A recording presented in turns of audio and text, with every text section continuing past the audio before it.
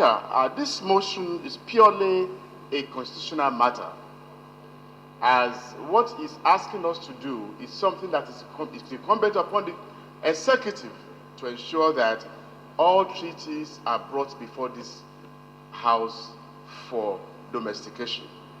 The effect is very simple, just like the last speaker has said. If it's not domesticated, then how do you enforce it? Mr. Speaker, most of the treaties that we have today are not enforced. And the problem is that many of the people that are custodians of these treaties are very ignorant of this constitutional provision.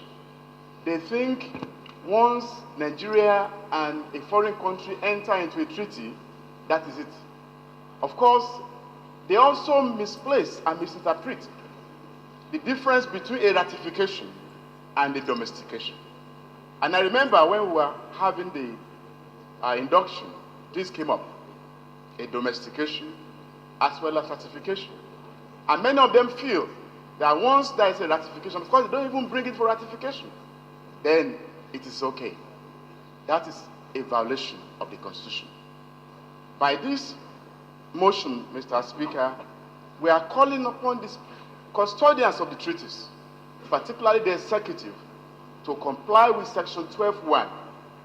It's mandatory. It's not something that we can just say we urge. We are not urging them. It's mandatory that they must bring them. Otherwise, they will be doing this country a very serious harm, because as opposed to what they thought or what they always think, there can never be an enforcement unless there is domestication.